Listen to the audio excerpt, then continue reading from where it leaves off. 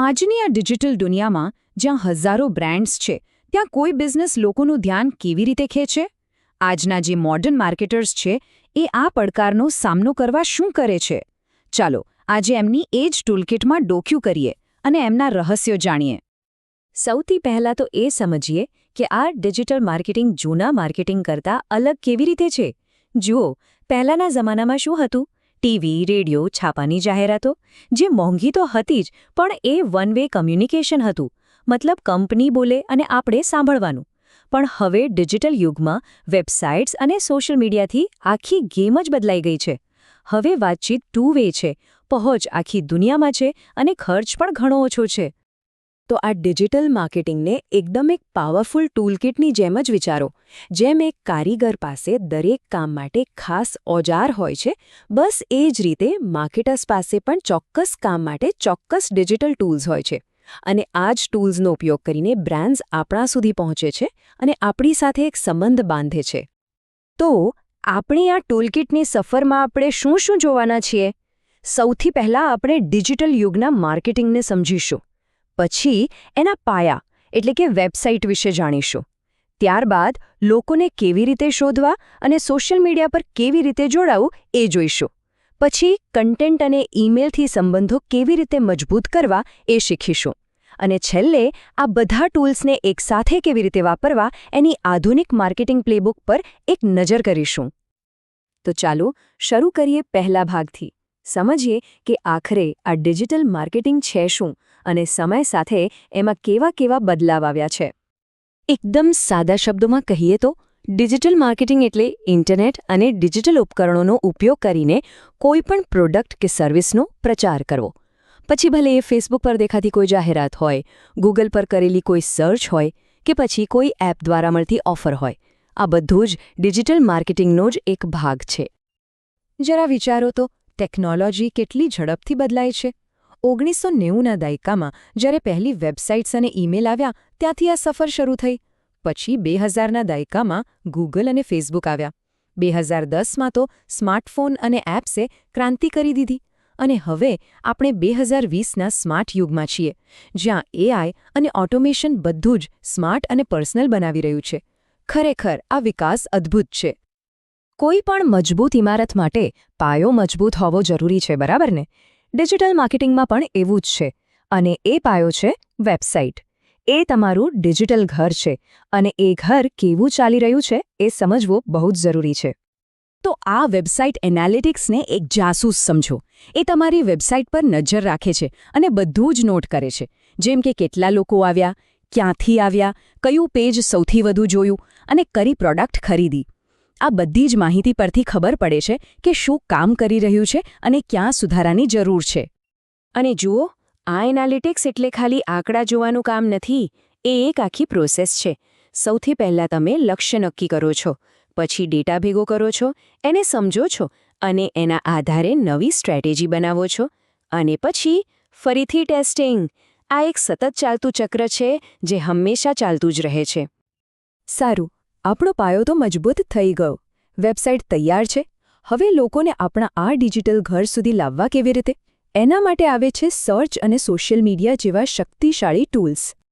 અહીંયા મુખ્યત્વે બે રસ્તા છે. એક છે PPC એટલે કે પે પર ક્લિક. આમાં તમે ગૂગલને પૈસા આપો છો અને તમારી જાહેરાત તરત જ ટોપ પર દેખાવા લાગે છે. આ એકદમ ઝડપી રસ્તો છે. બીજો રસ્તો છે SEO એટલે કે સર્ચ એન્જિન ઓપ્ટિમાઇઝેશન. આમાં સમય લાગે છે, મહેનત લાગે છે, પણ તમારી વેબસાઇટ ઓર્ગેનિકલી એટલે કે મફતમાં ટોપ પર આવે છે. એક ઝડપી પણ ખર્ચાળ છે, બીજો ધીમો પણ લાંબા ગાળે ખૂબ ફાયદાકારક. હવે પેડ જાહેરાતોમાં પણ ઘણા બધા વિકલ્પો છે. જ્યારે કોઈ ગૂગલ પર કંઈક શોધે ત્યારે દેખાતી ટેક્સ્ટ એડ્સ, બીજી વેબસાઇટ પર દેખાતે બેનર એડ્સ, ઓનલાઈન શોપિંગ કરો ત્યારે દેખાતી શોપિંગ એડ્સ અને યુટ્યુબ પર વિડીયો પહેલાં આવતી એડ્સ, દરેકનો ઉપયોગ અલગ અલગ હેતુ માટે થાય છે. સોશિયલ મીડિયા એટલે ખાલી ફોટા કે વિડીયો પોસ્ટ કરવાની જગ્યા નથી. ના, એનાથી ઘણું વધારે છે. એ એક કમ્યુનિટી, એક સમુદાય બનાવવાનું સાધન છે. અહીં બ્રાન્ડ્સ તેમના ફોલોઅર્સ સાથે સીધી વાત કરી શકે છે, તેમની સમસ્યાઓ સમજી શકે છે અને એક મજબૂત સંબંધ બનાવી શકે છે. તો સવાલ એ થાય કે સોશિયલ મીડિયા કેમ આટલું જરૂરી છે? કારણ કે એનાથી તમે ઓછા ખર્ચે દુનિયાના કોઈ પણ ખૂણામાં બેઠેલા લોકો સુધી પહોંચી શકો છો. એટલું જ નહીં, તમે કોને જાહેરાત બતાવવી છે એ પણ નક્કી કરી શકો છો. ઉંમર, રસ, લોકેશન બધું જ. આ જ તેને ખૂબ શક્તિશાળી બનાવે છે. તો લોકો આપણી વેબસાઇટ પર આવી ગયા, સોશિયલ મીડિયા પર જોડાઈ ગયા. હવે શું? હવે આવે છે સૌથી મહત્વનો ભાગ, સંબંધ બનાવવાનો. કારણ કે ગ્રાહક એકવાર આવે એ પૂરતું નથી, એ વારંવાર આવવો જોઈએ. અને એના માટે વપરાય છે કન્ટેન્ટ અને ઈમેલ જેવા ટૂલ્સ. વિડિયોનું કામ તો જાદુ જેવું છે. જે વાત હજારો શબ્દોમાં ન સમજાવી શકાય, એ એક નાનકડું વિડિયો મિનિટોમાં સમજાવી દે છે. એ જોવામાં પણ મજા આવે છે અને યાદ પણ રહી જાય છે. એટલે જ આજે વિડિયો માર્કેટિંગ આટલું પોપ્યુલર છે. અને જુઓ, વિડિયો પણ અલગ અલગ પ્રકારના હોય છે. દરેકનું કામ અલગ. કોઈ પ્રોડક્ટ કેવી રીતે કામ કરે છે એ સમજાવવા માટે એક્સપ્લેનર વિડિયો, પ્રોડક્ટ વાપરીને બતાવવા માટે ડેમો વિડિયો, ગ્રાહકોના અનુભવ શેર કરવા માટે ટેસ્ટિમોનિયલ વિડિયો, કે પછી પોતાની બ્રાન્ડની વાર્તા કહેવા માટે brand story video. Email marketing એટલે સીધા ગ્રાહકના ઇનબોક્સમાં દસ્તક દેવી. આ એક ખૂબ જ પર્સનલ અને સીધો રસ્તો છે વાતચીત કરવાનો. અને સૌથી સારી વાત એ છે કે એમાં રિટર્ન ઓન ઇન્વેસ્ટમેન્ટ એટલે કે ઓછા ખર્ચમાં વધુ ફાયદો મળે છે. આ એક ખૂબ જ અસરકારક સાધન છે. ચાલો, અત્યાર સુધી આપણે બધા ઓજારો વિશે તો જાણી લીધું, પણ ખાલી ઓજારો હોવાથી કામ નથી થતું. એને વાપરવાની એક સ્ટ્રેટેજી, એક પ્લેબુક પણ જોઈએ. તો ચાલો જોઈએ કે આજના માર્કેટર્સ આ બધા ટૂલ્સને એક સાથે કેવી રીતે વાપરે છે. આને સમજવા માટે આ POE ફ્રેમવર્ક બેસ્ટ છે. P એટલે પેઇડ મીડિયા, એટલે કે જે જાહેરાતો માટે પૈસા ચૂકવવામાં આવે. O એટલે ઓન્ડ મીડિયા, એટલે કે આપણી પોતાની પ્રોપર્ટી, જેમ કે વેબસાઇટ કે સોશિયલ મીડિયા પેજ. અને E એટલે ઓન્ડ મીડિયા, એટલે કે જ્યારે લોકો પોતે જ આપણા વિશે વાત કરે, આપણા કન્ટેન્ટને શેર કરે.